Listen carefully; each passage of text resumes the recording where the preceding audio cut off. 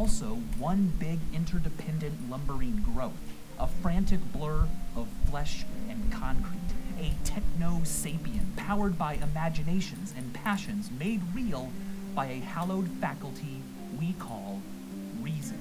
Reason, it is said, guides us to truer knowledge and better decisions. It's allowed us to increase life expectancy, suffer less, work together better, and it's bound to take us further and higher until the end of time.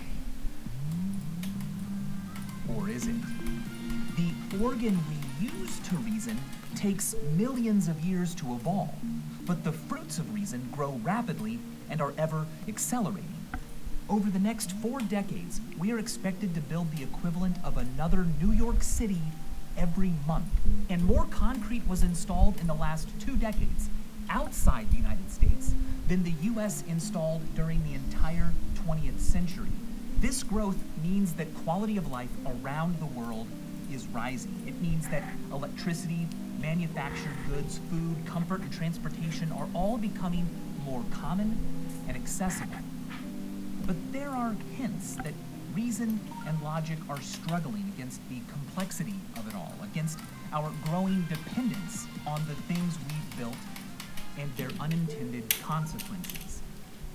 Nearly every part of life as we know it today involves or relies on a process that releases molecules with lopsided electrical charges.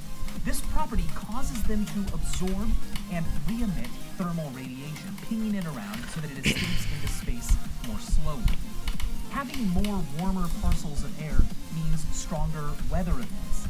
They can't be pinned to any particular extreme storm, but they make extreme storms in general more extreme and frequent.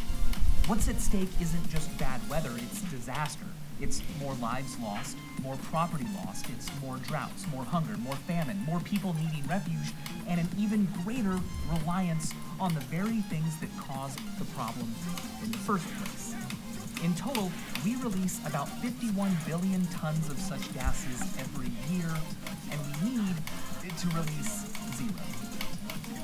But how do you rethink everything? Who gets to direct the costs and trade-offs? How do you achieve collaboration between nearly every local and national government when what works in one place won't work everywhere? When decisions affect jobs in one place and food in another? When not just thought, but also habits and traditions and values?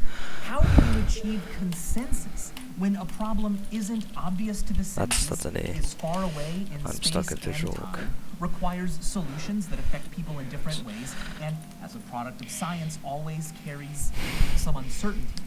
GG.